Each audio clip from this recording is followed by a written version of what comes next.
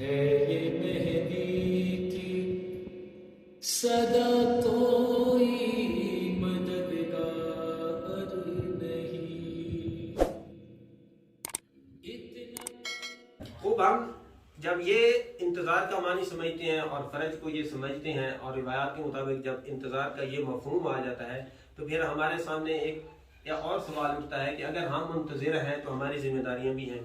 ظاہری بات ہے اگر ہم اس زمانے میں رہ رہے ہیں، غربت کے زمانے میں رہ رہے ہیں تو کچھ ہماری ذمہ داریاں بھی ہیں۔ ہمیں وہ ذمہ داریاں کیسے ادا کرنی ہیں؟ یعنی ہر انسان جس جگہ پہ بھی ہے، جہاں بیٹھا ہے، دنیا کے جس کونے میں جس جگہ پر جہاں جہاں کام کر رہا ہے، آخر اس کے وہ انتظار میں ہے تو اس کی ذمہ داریاں ہیں۔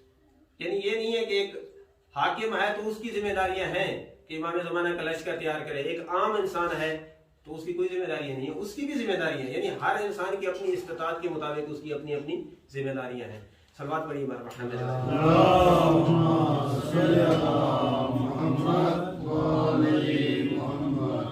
خود جب انسان امام کو پہچانتا ہے اور انتظار کو سمجھ لیتا ہے تو پھر اس کے اندر امام شناسی ہوتے ہوئے اس کے اندر ایک تبدیلی آتی ہے، ایک بدلاؤ آتا ہے، ایک طرح سے آپ کہہ رہے ہیں کہ انقلاب آتا ہے۔ یعنی وہ کیسے بدلتا ہے؟ وہ اس لیے بدلتا ہے کہ جب اسے پتہ چل گیا کہ میرا امام کون ہے اور وہ اس وقت کہاں ہے اور میری ذمہ داریاں کیا ہیں کہ اب میں نے اس امام کے لیے کیا کرنا ہے، تو پھر اس کی ذات میں تبدیلی آتی ہے۔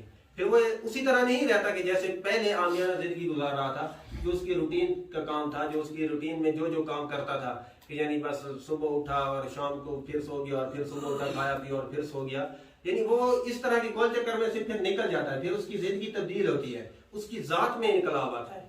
جب انسان کی ذات میں انقلاب آتا ہے تو وہ انسان معاشرے میں انقلاب لا سکتا ہے۔ سب سے پہلے اپنی ذات کے اوپر انقلاب لانا ہے، اس لیے اس میں تبدیلیاں آتی ہیں۔ کون سی تبدیلیاں آتی ہیں وہ آپ کی خدمت میں چاند ایک عرض کرتا ہوں، پھر خطاب کرتے ہیں۔ صلوات پڑھیے محمد۔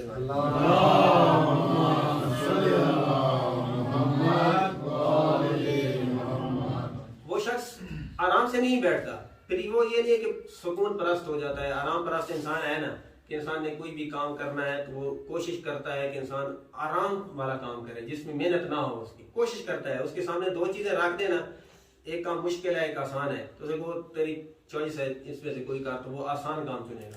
یہ انسان کی فطرت طبیعت ہے نا، جو فطرت اور طبیعت کی بات ہوئی تھی نا، یہ انسان کی طبیعت ہے کہ وہ آسان کام چاہتی ہے، لیکن فطرت انسان کو کیا کہتی ہے؟ فطرت انسان کو کہتی ہے کہ تو سخت کام کر، تو پرواز کر، تو رب کی طرف پرواز کر، سخت کام کر۔ تو اسی لیے جب وہ امام شناسی میں آتا ہے، جب وہ منتظر بنتا ہے تو پھر وہ آرام سے نہیں بیٹھتا، پھر وہ اپنے آرام کو نہیں دیکھتا کہ میں ابھی تھکا ہوا ہوں، میں نے ابھی یہ کیا ہوا ہے یہ کیا ہوا ہے تو اب نہ کر، نہیں، وہ پھر کام کرتا ہے۔ وہ کیا کام کرتا ہے؟ وہ ایسے کام کرتا ہے کہ معاشرے میں مفید سرگرمیاں کرتا ہے۔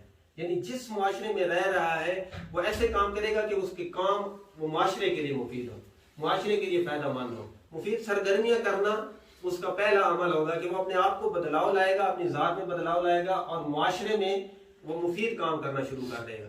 معاشرے مفید کام سے کیا مراد ہے؟ مثلا معاشرے کو جن کاموں کا فائدہ ہو، جس کام سے معاشرے میں استحکام آئے، وہ کام وہ کرے گا۔ یعنی لوگوں کی زندگیوں میں تبدیلی اس کی ذات کی وجہ سے آئے تو وہ اس کا یہ کام ہوگا، معاشرے میں مفید سرگرمیاں۔ اور وہ آرام پرست نہیں ہوگا بلکہ وہ آرام سے بیٹھے گا ہی نہیں۔ کیوں؟ اس لیے کہ اس کو مستقبل کی امید ہے۔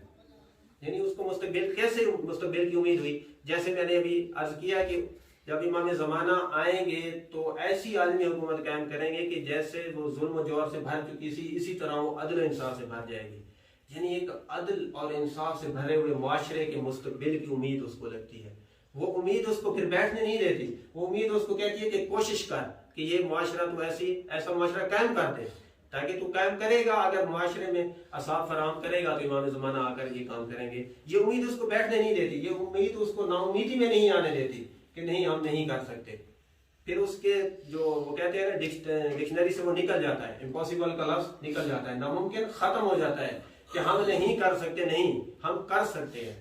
امام خمینی نے بھی اپنی قوم کو یہی درس دیا تھا۔ امام خمینی نے کہا مانی توانین، ہم کر سکتے ہیں۔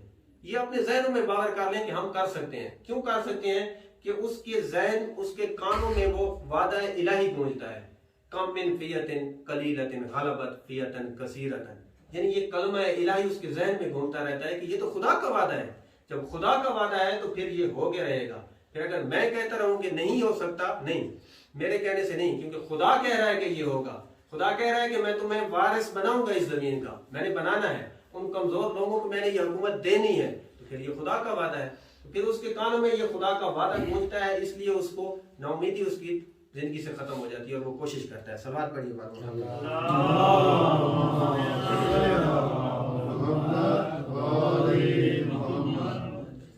دوسری چیز توفیق اطاعت آ جاتی ہے اس میں. توفیق اطاعت یعنی اطاعت خدا، اطاعت رسول اللہ، اطاعت ائمہ، اطاعت امام زمانہ. یہ اطاعت اس کی زندگی میں آ جاتی ہے. وہ کیسے آتی ہے؟ وہ اسی امید سے آتی ہے. پھر وہ اپنے آپ کو مطیع بنا لیتا ہے، اپنے امام کا مطیع بنا لیتا ہے کہ میرا امام مجھ سے کیا چاہتا ہے، میرا امام تو مجھ سے چاہتا ہے میں وہ کام کروں. جب اس کو یہ توفیقات خدا سے ملتی ہیں تو وہ پھر یہ کام کرنا شروع کر دیتا ہے، اس کی زندگی میں اطاعت آتی ہے. یہ اس کا دوسرا کام ہے. یعنی یہ اثرات جو آپ کو بتا رہا ہوں، آپ یہ اس کو اثرات سمجھ لیں یا اس کو اپنی ذمہ داریاں سمجھ لیں کہ ہم نے یہ کام کرنے ہیں. یعنی یہ چیزیں جو انسان کی زندگی میں آنی چاہیے انتظار کی وجہ سے، یہ ہماری ذمہ داریاں ہیں، یہ ہمیں کرنی ہیں. سلوات پڑھیے.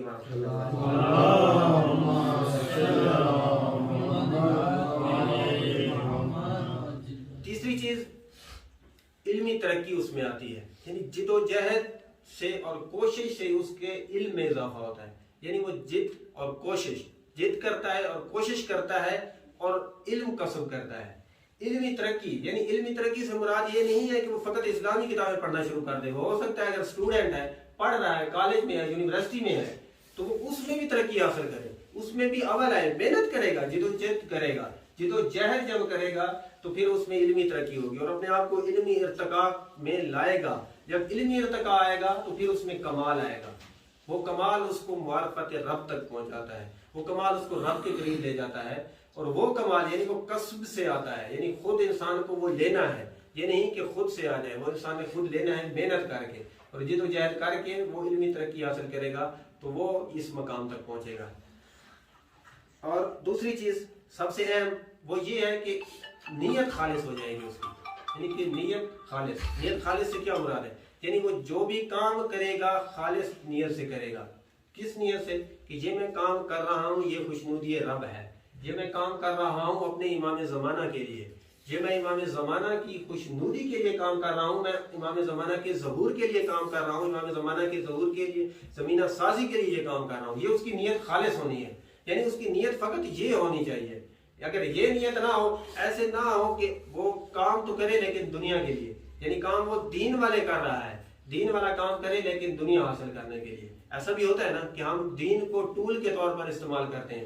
یعنی ٹول کے طور پر کیسے استعمال کرتے ہیں دین کو؟ کہ دنیا حاصل کرنے کے لیے. کیسے دنیا حاصل کرنے کے لیے؟ صرف کچھ لوگ تو پیسے کے لیے کرتے ہیں، اس میں تو کوئی شک نہیں کہ دین کو پیسے کے لیے استعمال کر رہے ہیں، لیکن کچھ فقط شہرت کے لیے کرتے ہیں، نام کے لیے کرتے ہیں، مقام کے لیے کرتے ہیں کہ میرا نام ہو، کہ میں نے یہ کام کیا، فلاں کا نام اٹھے، یہ اس نے کیا، فلاں پارٹی نے کیا، فلاں تنظیم نے کیا، اس نے یہ کام کیا. یعنی یہ خالص نیت نہیں ہوتی، یہ نیت اس میں خالص نہیں رہتی.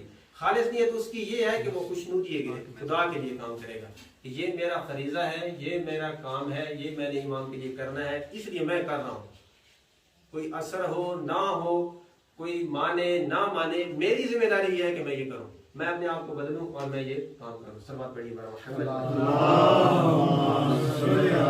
ایسے بھی عبادت کی رات ہے تو پریشان نہیں ہونا. آج رات بے شک گزاریں عبادت میں، پریشان نہیں ہونا. آج رات عبادت کریں، اپنی زندگیوں میں بدلاؤ لائیں. آج کی ہی رات کی معرفت سے لا لیں کہ آج ہماری زندگیوں میں تبدیلی آ جائے، کیونکہ آج امام زمانہ کی ولادت کی رات ہے اور شب قدر ہے. تو اسی شب قدر کی سے ہی ہم اپنے اعمال کو پاک کر کے امام زمانہ کے سچے پیرو بن جائیں. سبات پڑھیے.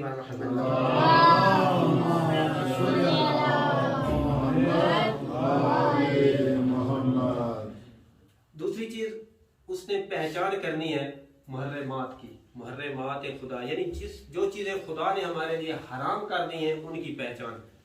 وہ پہچان کر اس سے دوری، یعنی گناہ سے دوری اس نے اختیار کرنی ہے.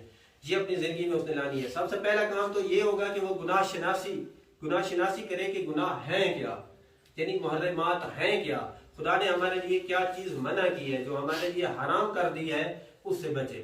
جو بھی اللہ تعالیٰ نے ہمارے لیے حرام کر لیے، یعنی محرمات کی پہچان کرے کہ ہمارے لیے حرام کیا کیا ہے، پھر ان سے بچے، گناہ سے دوری اختیار کرے، یہ اس کی چیز ہے۔ اور دوسری چیز اس کی زبان میں بدلاؤ ہے، اس کے اخلاق میں بدلاؤ ہے۔ اس کی زبان فقط امام زمانہ کے لیے استعمال ہو، اس کی زبان فقط راہ خدا کے لیے استعمال ہو، یعنی وہ ایسا نہیں ہوتا کہ وہ فضول کاموں میں بیٹھے اور لاہ و لاہ محفلوں میں بیٹھ کر واہیات باتیں کرتا رہے، تو وہ منتظر نہیں ہوتا۔ بے حیا اور فضول باتیں کرنے والا منتظر نہیں ہو سکتا۔ منتظر وہ ہے جس کی زبان سے حکیمانہ گفتگو ہو، مطلب کی گفتگو ہو، جو اس کے مفید ہو، اس معاشرے کے لیے جو وہ کام کرنا چاہتا ہے اس کے مقصد کے لیے اگر وہ گفتگو ہے تو وہ گفتگو کرے۔